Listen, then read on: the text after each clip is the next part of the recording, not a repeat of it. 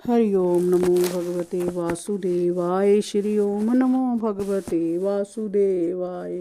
कलापों की प्रेरणा बनता है और उन कर्मों से तटस्थ व उदासीन भी रहता है। उसी प्रकार आप अपने गुप्तचरों द्वारा शत्रु की पूरी खबर रखेंगे और बाहर भीतर सभी स्थितियों पर दृष्टिपात करते हुए भी तटस्थ और उदासीन बने रहेंगे। वैसे ही जैसे आप कुछ जानते ही ना हो, आप अपनी निंदा और स्तुति के बीच सदा उदासीन बने रहेंगे। आप धर्म मार्ग पर चलते हुए दंड देते समय शत्रु पुत्र और अपने पुत्र में कोई भेदभाव नहीं रखेंगे। आप अपने सदकर्मों से सारी पृथ्वी का शासन करते हुए प्रजा का पूरा रंजन करेंगे और ब्राह्मणों, वृद्धों, स्त्रियों, बच्चों, ज्ञानियों, कलाकारों, शरणागतों आदि की दृढ़ता के साथ सुरक्षा करेंगे तथा उनकी आवश्यकता की पूर्ति करते हुए उन्हें समय समय पर सम्मानित भी करते रहेंगे। राजन, हमें पूर्ण विश्वास है कि आप पराई स्त्री को माता के समान समझेंगे, पत्नी को अर्धांगिनी का पद प्रदान करेंगे, प्रजा पर पिता के समान प्रेम रखेंगे और ब्रह्मवादियों के आप सेवक बनकर रहेंगे। दूसरे प्राणियों से आप वैसा ही प्रेम करेंगे जैसा कि आप अपने शरीर से करेंगे। दुष्टों को कठोर दंड और ज्ञानियों को उपहार देंगे।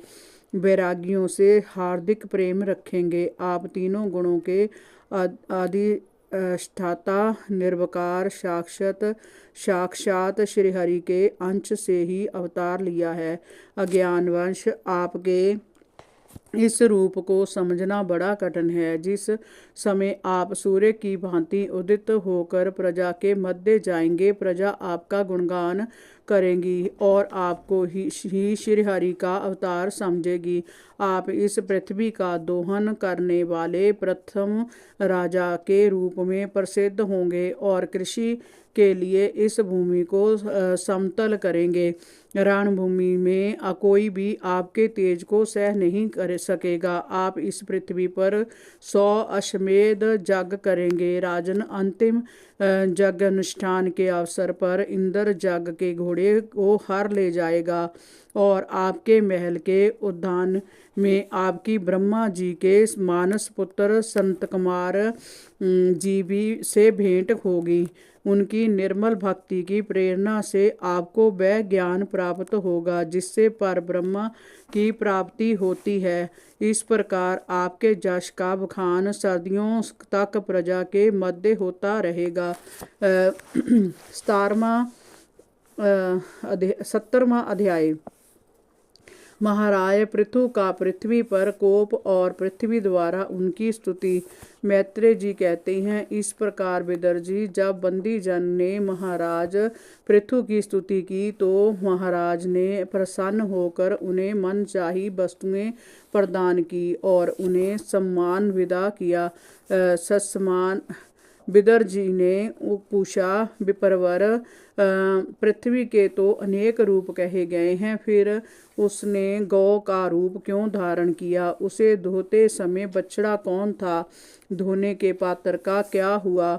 पृथ्वी तो स्वभाव से ही ऊंची नीची थी, उसे उन्होंने समतल कैसे किया? इंद्र उनके जग अश्व को चराकर क्यों ले गया? संत कुमार जी से ज्ञान प्राप्त करके वह राज ऋषि किस गति को प्राप्त हुए? पृथु को श्री हरि का अवतार कहा गया है। उनसे संबंध रखने वाले सभी चरित्रों को आप मुझसे कहिए। मैं आपका और श्री कृष्ण जी का बड़ा अनुरक्त भक्त हूँ, मुझ पर कृपा कीजिए। सूत जी बोले, ऋषिवर, जब विदर जी ने भगवान श्री हरि की कथा कहने के लिए श्री मैत्रेय जी से प्रार्थना की तो श्री मैत्रेय जी ने प्रसन्न होकर आगे कहा। श्री मैत्रेय जी बोले, विदर जी, बंदी जन ने इस प्रकार महाराज पृथु की स्तुति करके उन्हें प्रजा का रक्षक, एक श्रेष्ठ राजा घोषित कर दिया। जय उन 2 दिनों की बात है जब पृथ्वी पर कृषि कर्म बहुत अधिक नहीं होता था।